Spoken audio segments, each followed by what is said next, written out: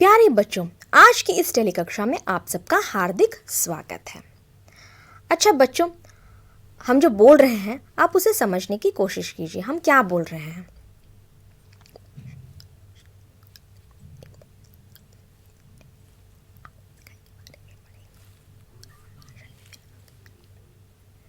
बच्चों, कुछ समझ में आया?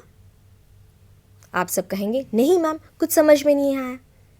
जाहिर सी बात है आपको समझ में नहीं आया होगा, क्योंकि हमने किसी प्रकार की ध्वनि का उच्चारण अपने मुख से नहीं किया, किसी प्रकार के शब्द भी नहीं बोले, ना ही हमने कोई वाक्य बोला, ना ही हमने किसी भाषा का प्रयोग किया। तो बच्चों, ये जो ध्वनि, शब्द, वाक्य और भाषा जो है ये किसके अंतर्गत आते हैं बच्चों? यह व्याकरण के अंतर्गत आते हैं। तो आज हमारा पाठ इसी पर आधारित है। हम आज व्याकरण पाठ के अंतर्गत भाषा, शब्द, पद, ध्वनि और वर्ण का अध्ययन करेंगे। तो चलिए बच्चों, सब सर्वप्रथम हम जान लेते हैं ये भाषा क्या है। ठीक है बच्चों, आप इस चित्र को देखिए। इस चित्र में क्या देख रहे हैं बच्चों? एक बच्चा कुछ लिख रहा है या पत्र लिख रहा है, और दूसरे चित्र में क्या देख रहे हैं? माँ उस पत्र को पढ़ रही है। अर्थात वो बच्चे ने कुछ लिखा और माँ ने उसको हृदयंगम किया, उसको पढ़कर उसके भावों को जानने का प्रयास किया। तो बच्चों, भाषा की परिभाषा क्या हुई? भाषा वह साधन है जिसके द्वारा मनुष्य अपने विचार बोलकर, लिखकर दूसरों तक पहुंचाता है और दूसरे के विचार जो है सुनकर अथवा पढ़कर समझता है। ठीक है बच्चों, आगे बढ़ते हैं। भाषा के विभिन्न प्रकार: मौखिक भाषा, लिखित भाषा एवं सांकेतिक भाषा। तो देखते हैं मौखिक भाषा क्या है। जब बोलकर व सुनकर दूसरों से अपने विचार व्यक्त किए जाते हैं तो वह मौखिक भाषा कहलाती है। उसके उदाहरण देख लेते हैं बच्चों। बातचीत, भाषण देना, कहानी सुनना इसके अंतर्गत आएंगे। अब लिखित भाषा क्या है उसे जान लेते हैं बच्चों। अपने मन के भावों को जब हम लिख कर व्यक्त करते हैं तब उसे लिखित भाषा कहा जाता है। इसके उदाहरण जान लेते हैं बच्चों। पत्र लेखन, समाचार पत्र, पुस्तक पढ़ना, मैगजीन पढ़ना आदि। तो बच्चों, अब हम सांकेतिक भाषा क्या है उसे जानते हैं। जब कोई व्यक्ति अपने विचारों को केवल इशारों के द्वारा व्यक्त करके जो है अपनी बात दूसरों तक पहुंचाता है तो वह सांकेतिक भाषा कहलाती है। बच्चों, ये जो चित्र देख रहे हैं आप, ट्रैफिक पुलिस को देख रहे हैं जो कि सिग्नल दे रहा है, अंग्रेजी में अगर हम कहें तो यह एक सांकेतिक भाषा का उदाहरण है। आप इस दूसरे चित्र में क्या देख रहे हैं? एक पोस्टर लगा हुआ है जो कि किसी रेस्तरां का रास्ता बता रहा है, तो यह भी सांकेतिक भाषा का उदाहरण माना जाएगा। आगे बढ़ते हैं बच्चों। लिपि क्या है उसे जानते हैं। किसी भी भाषा को लिखने के लिए प्रयोग किए जाने वाले निश्चित चिन्ह को हम लोग लिपि कहते हैं। हिंदी की लिपि कौन सी है बच्चों? आपको पता ही है। जी हाँ, देवनागरी लिपि। तो लिपि कैसे लिखी जाती है, हिंदी भाषा कैसे लिखी जाती है, उसके बारे में थोड़ा सा आलोकपात करते हैं। ठीक है, उसके बारे में चर्चा करते हैं। इन लिपियों को बाएं से दाएं तथा ऊपर से नीचे की ओर लिखा जाता है। हम जब हिंदी लिखते हैं तो बाएं से दाएं की ओर लिखते हैं और ऊपर से नीचे की ओर लिखते हैं। खड़ी रेखा सीधी होती है और ऊपर से नीचे आती है। जैसे ये जो लकीर देख रहे हैं इसे हम खड़ी रेखा बोलेंगे। ये ऊपर से नीचे हम लोग लिखते हैं इसको। आगे बढ़ते हैं। शिरोरेखा बाएं से दाएं की ओर जाती है और एक शब्द के सभी वर्णों को जोड़ती है। ठीक है, शिरोरेखा जो है किसे कहेंगे बच्चों? हम लोग जो वर्ण के ऊपर एक लकीर खींचते हैं उसे हम शिरोरेखा कहते हैं। ठीक है बच्चों, लेकिन ये शिरोरेखा कब खंडित होती है? जब हम वर्ण जैसे अ, आ, भ, क्ष, थ, ध आदि वर्ण लिखते हैं। देखिए उसके ऊपर जो शिरोरेखा दी गई है अक्षरों के ऊपर, ये थोड़ा सा पीछे दिया गया है। ठीक है, इसलिए यहाँ पे शिरोरेखा को खंडित बताया गया है। अगला जो बिंदु, गोल या अर्धगोल का आकार खड़ी रेखा का आधा या उसमें कम होता है। इसे खड़ी रेखा के मध्य में ही जोड़ा जाना चाहिए। इसके उदाहरण ब और व। गोल या अर्धगोल, यहाँ पे ब और व गोल आकार के वर्ण हैं और इसलिए ये जो खड़ी रेखा के बीच में ही इन गोलों को रखा जाता है। अगला बिंदु, जो शब्द दो शब्द की दूरी खड़ी रेखा की ऊंचाई के बराबर होना चाहिए। अर्थात जब हम हर एक शब्द लिखते हैं तो उनके बीच में थोड़ा थोड़ा अंतर होना चाहिए और ये खड़ी रेखा के बराबर होना चाहिए। तो बच्चों अब हम वर्णों के उच्चारण अंग के बारे में जानते हैं। तो बच्चों ये वर्ण के उच्चारण अंग कौन से हैं जान लेते हैं। ध्वनियों का उच्चारण करते समय हम मुंह के निम्न अंगों का व्यवहार करते हैं। सर्वप्रथम हम होंठ का व्यवहार करते हैं, ठीक है। उसके पश्चात द्वितीय में दांत का, ऊपर के दांत का व्यवहार करते हैं। तीसरा वत्स अर्थात दांत के पीछे वाला भाग जो है उसे हम मसूड़ा कहते हैं, वत्स उसे कहते हैं, और वो दांत के पीछे वाले भाग को हम लोग जब ध्वनियों का उच्चारण करते हैं उसे बोलते हैं। चौथा कठोर तालु, वत्स के थोड़ा और पीछे जाएंगे तो जो कठोर भाग है उसे हम जो है कठोर तालु कहेंगे, क्योंकि ये चीज़ कठोर है इसलिए कठोर तालु कहेंगे। पांचवा मृधा, कठोर तालु और कोमल तालु के मिलन का स्थल। कठोर तालु कठोर है और आप अगर जीवा पीछे लेंगे तो वह क्या है, वहाँ पे कोमल तालु की शुरुआत हो जाएगी और इन दोनों के मिलन स्थल को हम लोग मृधा कहते हैं। अपना जीवा को ऊपर उठाएंगे पूरा पीछे तो वहाँ उस स्थान को मृधा कहेंगे। अब इस चित्र को देखते हैं बच्चों। इस चित्र में हमारे उच्चारण के विभिन्न अंग, ध्वनियों के उच्चारण के विभिन्न अंगों को क्रमानुसार दिया गया है। आप इसे देख सकते हैं और इसे समझने का प्रयास कर सकते हैं। हम ध्वनियों का उच्चारण कहाँ कहाँ से, कौन कौन से अंगों का व्यवहार करके करते हैं। आगे बढ़ते हैं बच्चों। कोमल तालु छठा, मृधा के पीछे का कोमल भाग कोमल तालु कहलाता है। अर्थात ये नरम जो मांस का टुकड़ा होता, मांस होता है उसे हम लोग कोमल तालु कहते हैं। हम अपनी जीवा को ऊपर उठाएंगे और स्पर्श करने से हमें पता चल जाएगा। सातवां अली जीवा, कोमल तालु के अंतिम छोर पर लटका हुआ मांस का खंड। जब हम शीशे में अपनी मुंह की आकृति देखते हैं तो हमें छोटा सा मांस का टुकड़ा बच्चों अपने मुंह के अंदर दिखाई देता है, तो वही जो है अली जीवा कहलाती है।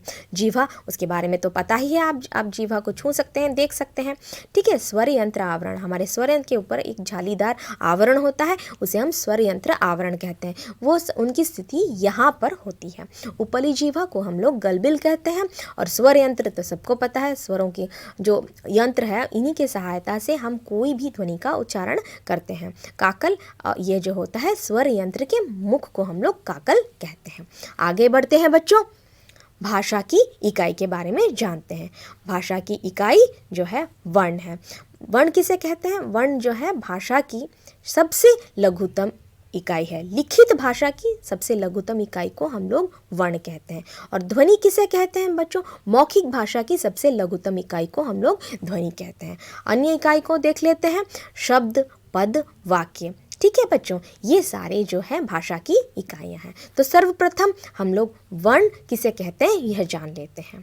भाषा की छोटी इकाई को वर्ण कहते हैं, जिसके खंड या टुकड़े नहीं किए जा सकते। जैसे अ से ह तक हिंदी के वर्ण कहलाएंगे, ठीक है बच्चों। अ से ह तक हिंदी के वर्ण कहलाएंगे। दूसरी परिभाषा, ध्वनियों को लिखने के लिए जिन चिन्हों का प्रयोग किया जाता है उन्हें हम वर्ण कहते हैं, जैसे अ, ग, म आदि। अब हम शब्द का ज्ञान प्राप्त करते हैं। शब्द किसे कहते हैं? एक या एक से अधिक ध्वनियों का एक साथ उच्चारण करने पर शब्द बनते हैं, ठीक है। हर शब्द का कोई ना कोई अर्थ होता है। इसको उदाहरण के माध्यम से जानने का प्रयास करते हैं। हमारे समक्ष उदाहरण है, क धन म धन ल, क्या बना बच्चों? कमल बना, जो कि एक सार्थक अर्थ हमें दे रहा है, जिसका एक सार्थक अर्थ है।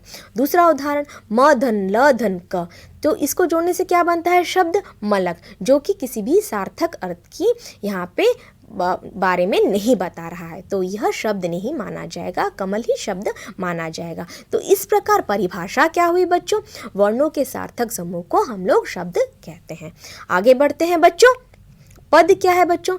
शब्द जब किसी वाक्य में प्रयुक्त होकर उसके अर्थ को पूरा करने में मदद करता है तो वह शब्द जो है शब्द न होकर क्या कहलाएगा?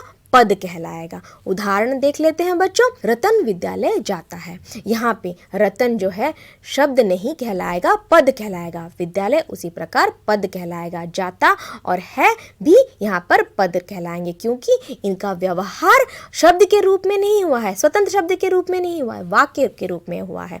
इसलिए जब शब्द वाक्य के रूप में प्रयुक्त होता है तो वह क्या कहलाते हैं? पद कहलाते हैं। अर्थात परिभाषा क्या हुई? वाक्य में प्रयुक्त शब्द हमारे पद कहलाएंगे। आगे बढ़ते हैं बच्चों। वाक्य, वाक्य क्या है जान लेते हैं। दो या दो से अधिक शब्दों के सार्थक समूह जिसका पूरा अर्थ निकलता है उसे हम वाक्य कहते हैं। ठीक है, उदाहरण देख लेते हैं बच्चों। सत्य की विजय होती है। सत्य की विजय होती है, यह एक निश्चित क्रम में है एवं सार्थक अर्थ की प्रतीति कर रहा है, इसलिए यह वाक्य कहलाएगा। दूसरा उदाहरण देखते हैं। होती है कि विजय सत्य। तो यह वाक्य जो है अपने निश्चित क्रम में नहीं है और यह किसी अर्थ के सार्थक अर्थ के बारे में भी नहीं बता रहा है, तो अतः ये किसी भी वाक्य के अंतर्गत इसे वाक्य नहीं माना जाएगा। तो हम लोग वाक्य की परिभाषा क्या हुई बच्चों? वह पद समूह जिससे श्रोता को वक्ता के अभिप्राय का बोध होता है वह वाक्य कहलाता है। आगे बढ़ते हैं बच्चों, वाक्य के अंग जान लेते हैं। वाक्य के दो अंग हैं, एक उद्देश्य दूसरा विध है। जिसके बारे में बात की जाए वह उद्देश्य है और जो बात की जाए उसे विधेय कहते हैं। उदाहरण, अक्षत हरिद्वार में रहता है। अक्षत जिसके बारे में बात की जा रही है वह उद्देश्य है। अक्षत यहाँ पे उद्देश्य, हरिद्वार में रहता है विधेय है। जो बात की जा रही है वह विधेय कहलाएगा। आगे बढ़ते हैं।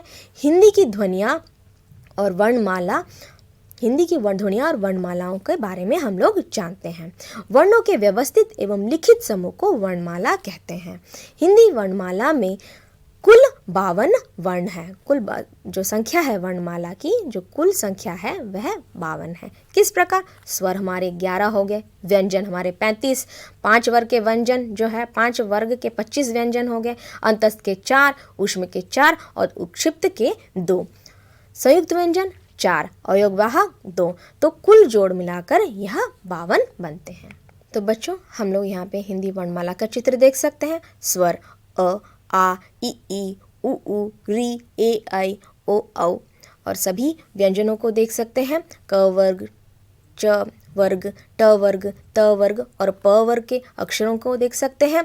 अंतस्थ य, र, ल, व, ऊष्म श, श, ह, संयुक्त व्यंजन क्ष, त्र, ज्ञ, श्र और अयोगवाहक अनुस्वार एवं विसर्ग को देख सकते हैं। आगे बढ़ते हैं बच्चों, वर्णों के भेद के बारे में हम लोग जानते हैं।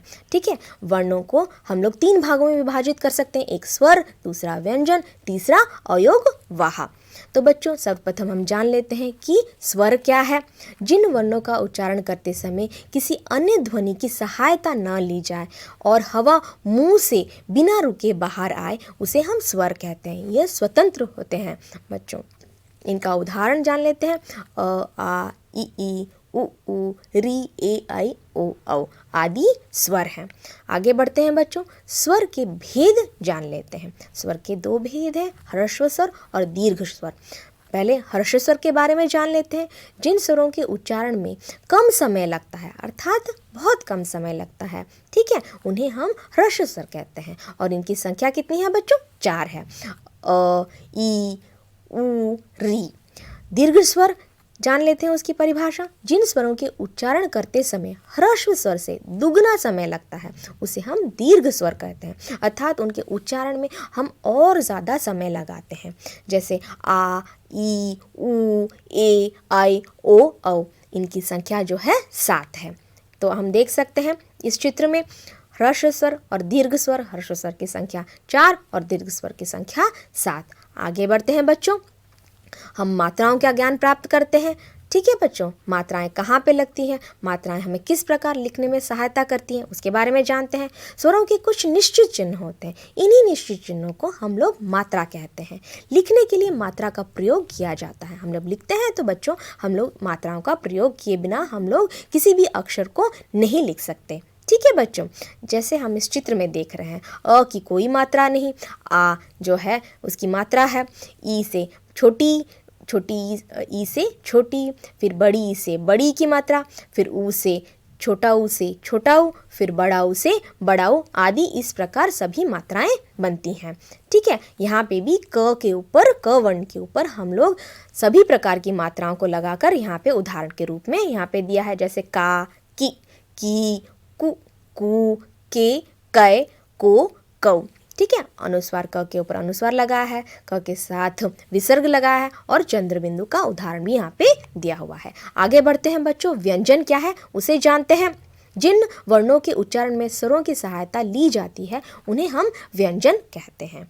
उदाहरण क, घ, ट, ढ, द, न आदि। तो बच्चों इस प्रकार इसकी परिभाषा को पुनः दोहराते हैं। इनके उच्चारण में, जो व्यंजनों के उच्चारण में हमारे जो मुख विवर से बाहर आती हुई हवा जो है कहीं न कहीं पूर्ण या आंशिक रूप से अवरोध होती है। साथ ही साथ जिन वर्णों के उच्चारण में स्वरों की सहायता ली जाती है उन्हें व्यंजन कहते हैं। तो दो चीज़, जो उच्चारण है, हमारे पेट से जो हवा निकलती है वह क्या होती है, मुख विवर से कहीं ना कहीं आंशिक रूप में अवरोध होती है, और जो है इनके उच्चारण में हम लोग स्वरों की सहायता लेते हैं। जैसे उदाहरण स्वरूप क जब उच्चारित करते हैं, हम उच्चारण उसका करते हैं तो क्या होता है, क के अंत में क्या आ रहा है बच्चों, स्वर आ रहा है। तो ये जो व्यंजन है हमेशा स्वर के साथ ही उच्चारण में इनका प्रयोग होता है। तो आगे बढ़ते हैं बच्चों, व्यंजन के भेद जान लेते हैं। व्यंजन के भेद कौन कौन से हैं? स्पर्श व्यंजन, अंतस्थ व्यंजन, ऊष्म व्यंजन एवं संयुक्त व्यंजन। तो बच्चों जान लेते हैं स्पर्श व्यंजन क्या है बच्चों। जिन व्यंजनों का उच्चारण करते समय हवा, कंठ, तालु, मृदा, दांत और ओठ, ये सभी जो है मतलब आपके उच्चारण अंग हैं, इनका स्पर्श करके मुख विवर से जो है हमारी अंदर से जो हवा निकल रही है, प्राणवायु निकल रही है, उनका स्पर्श करती हुए निकलती है, तो इन्हें स्पर्श व्यंजन कहते हैं। क्योंकि ये स्पर्श कर रही है, नाम से ही स्पष्ट है कि ये स्पर्श व्यंजन कहलाते हैं। इनकी संख्या कितनी है बच्चों? 25 है। जैसे उदाहरण स्वरूप क वर्ग के सारे अक्षर क, ख, ग, घ, अंग, च वर्ग के सारे अक्षर च, छ, ज, झ, ञ, ट वर्ग के सारे अक्षर ट, ठ, ड, ढ, ण, त वर्ग के सारे अक्षर त, थ, द, ध, न, प वर्ग के सारे अक्षर प, फ, ब, भ, म। यह क वर्ग कंठ्य है, च वर्ग तालव्य, ट वर्ग मूर्धन्य, त वर्ग दंत्य एवं प वर्ग जो है वह ओष्ठ्य है। आगे बढ़ते हैं बच्चों, अंतस्थ व्यंजन क्या है? जिन व्यंजनों का उच्चारण स्वर और व्यंजन के बीच का होता है, याद रखें स्वर और व्यंजन का बीच का होता है, इनके उच्चारण करते समय जीभ मुंह के किसी भी भाग को पूरी तरह से स्पर्श नहीं करती, वह अंतस्थ व्यंजन कहलाते हैं। इनकी संख्या कितनी है? 4 है। जैसे य, र, ल, व। इस चित्र में आप देख सकते हैं अंतस्थ व्यंजन य, र, ल, व अंतस्थ व्यंजन है। आगे बढ़ते हैं बच्चों, ऊष्म व्यंजन क्या है? जिन व्यंजनों का उच्चारण करते समय हवा मुंह में टकराकर उष्णता यानी गर्मी उत्पन्न करती हो, संघर्ष और रगड़ उत्पन्न करती हो, उन्हें हम ऊष्म व्यंजन कहेंगे। ठीक है, इनकी संख्या 4 है। जैसे श, श, स और ह ऊष्म व्यंजन के उदाहरण है। आगे बढ़ते हैं बच्चों, यहाँ पे इस चित्र में आप देख सकते हैं ऊष्म व्यंजन श, श, स और ह ऊष्म व्यंजन के उदाहरण हैं। तो आगे बढ़ते हैं बच्चों, संयुक्त व्यंजन क्या है? संयुक्त जैसे नाम से पता चल जा रहा है आपको, संयुक्त हुए व्यंजन। ठीक है, 2 व्यंजनों के मेल से बने हुए व्यंजन को हम लोग संयुक्त व्यंजन कहेंगे। इनकी संख्या भी 4 है। जैसे क्ष, त्र, य और श संयुक्त व्यंजन के उदाहरण है। तो ये जो क्ष कैसे बना है? तो क और श के योग से क्ष बना है। त्र कैसे बना है? त और र के योग से त्र बना है। य कैसे बना है? ज और न्य के योग से य बना है। और श कैसे बना है? श और र के योग से जो है श बना है। तो इनका जो ये मेल होकर ये व्यंजन बनते हैं, इसलिए इन्हें संयुक्त व्यंजन कहा जाता है। आगे बढ़ते हैं बच्चों, अयोगवाह। अयोगवाह क्या है उसे जानते हैं। अंग अर्थात अनुस्वार और अह अर्थात विसर्ग दोनों ही अयोगवाह है। ये ना तो स्वर है और ना ही व्यंजन है। यह अ के योग से बोले और लिखे जाते हैं। ठीक है, अनुस्वार जो है स्वर के बाद आते हैं। यह ध्वनि नाक से निकलती है, जैसे अंगूर, संयुक्त, ये सारे ध्वनियाँ जो है नाक से निकलने के कारण इन्हें अनुस्वार कहा जाता है। और विसर्ग जो है स्वर के बाद आते हैं। इनका उच्चारण जो है ह की तरह होता है और इनका प्रयोग भी संस्कृत भाषा में बहुत अधिक होता है। हिंदी में बहुत ही कम इनका प्रयोग होता है, बहुत ही कम शब्दों में, जैसे अतः, प्रातः, दुख आदि। यहाँ पे हम चंद्रबिंदु की भी चर्चा करेंगे जो अनुनासिक कहलाते हैं एवं स्वर के साथ इनका प्रयोग होता है एवं इनका उच्चारण करते समय हमारे मुख और नाक दोनों से हवा निकलती है। इनका प्रयोग तभी होता है जब शिरोरेखा के ऊपर मात्रा नहीं होती। इसके कुछ उदाहरण सांप, चांद। ठीक है बच्चों, इनका उदाहरण जैसे नदियाँ आदि। आगे बढ़ते हैं बच्चों, अर्ध या संयुक्त व्यंजन वर्ण। हिंदी में संयुक्त व्यंजन वर्णों को जो लिखने के लिए जो है हम उनके 3 रूप बना सकते हैं। किस प्रकार लिखे जाते हैं? 3 रूप के आधार पर ये लिखे जा सकते हैं संयुक्त व्यंजन। ठीक है, आगे बढ़ते हैं। किस प्रकार? खड़ी पाई हटाकर, अर्थात खड़ी पाई अर्थात छोटी सी लकीर जो होती है उसे हटाकर। खड़ी पाई वाले वर्णों को किसी अन्य व्यंजन के साथ जोड़कर लिखने के लिए इनकी खड़ी जो पाई है वो हटा दी जाती है। जैसे कच्चा, यहाँ पे संयुक्त बनाने के लिए च की जो खड़ी पाई है हटा दी गई है। ग्लानी, ग की खड़ी पाई भी यहाँ पे हटा दी गई है। मुख्य, ख की बड़ी पाई यहाँ पे हटा दी गई है और ख य को संयुक्त कर दिया। उसी प्रकार अच्छा और कन्या। हुक हटाकर, हुक वाले वर्णों को किसी अन्य वर्ण के साथ जोड़कर लिखने के लिए इनकी जो हुक है वो हटा दी जाती है। जैसे मक्का, क का जो हुक है, बड़ा सा हुक है, उसको छोटा कर दिया जाता है। तो इस प्रकार क का संयुक्त रूप बन गया। चक्कर उसी का उदाहरण है। दफ्तर, यहाँ पे देख रहे हैं फ का जो हुक है उसे छोटा कर दिया गया है, जिससे वह संयुक्त बनकर वो दफ्तर लिखा जा सका। उसी प्रकार हफ्ता है। तो आगे बढ़ते हैं बच्चों। हलंत लगाकर, बिना पाई वाले वर्णों को किसी अन्य वर्ण के साथ जोड़कर लिखने के लिए हलंत का प्रयोग किया जाता है। जैसे उदाहरण यहाँ पे हम लोग ट को लिखने के लिए ट के नीचे हलंत दे देते हैं। उसी प्रकार ड के नीचे हलंत दिया और हड्डी लिखा, पाठे के नीचे ठ के नीचे हलन दिया और बुढ़ा में ड के नीचे हलन दिया और उसका संयुक्त रूप बनाया गया। आगे बढ़ते हैं बच्चों, कुछ अभ्यास कर लेते हैं कुछ प्रश्नों का। तो बच्चों चलिए, अब हमारे सामने कुछ प्रश्न हैं, इनका अभ्यास कर लेते हैं। बहुत ही सहज है, जो भी हमने पढ़ा उसके बारे में हमने क्या सीखा उससे जान लेते हैं। भाषा क्या है एवं उसके स्वरूप कौन कौन से हैं बच्चों? भाषा वह साधन है जिसके द्वारा मनुष्य अपने विचार दूसरों तक पहुंचाता है और दूसरों के विचार सुनकर अथवा पढ़कर समझता है। जैसे मौखिक भाषा, लिखित भाषा एवं सांकेतिक भाषा भाषा के उदाहरण हैं, भाषा के विभिन्न प्रकार के उदाहरण हैं। हमारा दूसरा प्रश्न, लिपि किसे कहते हैं बच्चों? हिंदी की लिपि कौन सी है?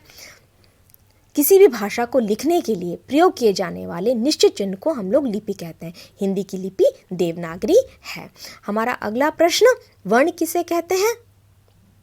तीसरा प्रश्न, भाषा की कितनी इकाई है, उनके नाम बताइए। बहुत ही सहज बच्चों, भाषा की 4 इकाई हैं, वर्ण, शब्द, पद तथा वाक्य। हमारा चौथा प्रश्न बच्चों, वर्ण किसे कहते हैं, उदाहरण सहित बताइए। बहुत ही सहज बच्चों, वर्ण भाषा की छोटी इकाई है जिसके टुकड़े या खंड नहीं किए जा सकते, जैसे अ, आ, ई। हमारा पांचवा प्रश्न बच्चों, वर्णमाला किसे कहते हैं? हिंदी वर्णमाला में कितने वर्ण हैं? बहुत ही सहज बच्चों, किसी भी भाषा के वर्णों को व्यवस्थित एवं लिखित समूह को वर्णमाला कहते हैं। हिंदी में इनकी संख्या 52 है। तो बच्चों हमने क्या सीखा इस पाठ से, उसकी पुनरावृत्ति करते हैं। भाषा के द्वारा मनुष्य अपने विचार बोलकर या लिखकर दूसरों तक पहुंचाता है और दूसरों के विचार सुनकर या पढ़कर समझता है। दूसरा बिंदु, किसी भी भाषा को लिखने के लिए प्रयोग किए जाने वाले निश्चित चिन्ह को हम लोग लिपि कहते हैं। ध्वनि के उच्चारण मुंह के निम्न अंगों से होते हैं, जैसे होंठ, दांत, वत्स, कठोर तालु, कोमल तालु, मृदा आदि। भाषा की छोटी इकाई को वर्ण कहते हैं जिसके खंड नहीं किए जा सकते या फिर जिसके टुकड़े नहीं किए जा सकते। अ, ग, म आदि इसके उदाहरण हैं। वर्ण के सार्थक समूह को शब्द कहते हैं। वाक्य में प्रयुक्त शब्द जब वाक्य में प्रयुक्त होता है तो वह पद कहलाता है। 2 या 2 से अधिक पदों के सार्थक समूह वाक्य कहलाता है। वर्णों के व्यवस्थित एवं लिखित समूह को वर्णमाला कहते हैं। हिंदी वर्णमाला में वर्णों की कुल संख्या 52 है। वर्णों के 3 भेद हैं, स्वर, व्यंजन एवं अयोगवाह। जिन वर्णों के उच्चारण में किसी अन्य ध्वनि की सहायता न ली जाए, हवा मुख से बिना रुके बाहर आए, उन्हें हम स्वर कहते हैं, जैसे अ, आ, ई आदि। स्वरों के 2 भेद हैं, ह्रस्व स्वर और दीर्घ स्वर। स्वरों के कुछ निश्चित चिन्ह होते हैं, इन निश्चित चिन्हों को ही हम मात्रा कहते हैं, जैसे क में आ की मात्रा का, क में छोटी की मात्रा की, क में बड़ी की मात्रा की। जिन वर्णों का उच्चारण में स्वरों की सहायता ली जाए उन्हें व्यंजन कहते हैं। व्यंजन के भेद, स्पर्श व्यंजन, अंतस्थ व्यंजन, ऊष्म एवं संयुक्त व्यंजन। विसर्ग स्वर के बाद आता है, इनका उच्चारण ह की तरह होता है। संस्कृत भाषा में इनकी इनका जो है काफ़ी व्यवहार होता है, जैसे अतः, प्रातः। अनुस्वार स्वर के बाद आता है, यह ध्वनि नाक से निकलती है। इसका उदाहरण अंगूर, संयुक्त आदि। अर्ध स्वर, अर्ध या संयुक्त व्यंजन वर्ण 3 प्रकार से बनते हैं, खड़ी पाई हटाकर, हुक छोटा कर एवं हलंत लगाकर। तो बच्चों, आज की कक्षा आपके लिए निश्चित रूप से लाभदायक रही होगी। इसी आशा के साथ आज की कक्षा यहीं समाप्त होती है। धन्यवाद।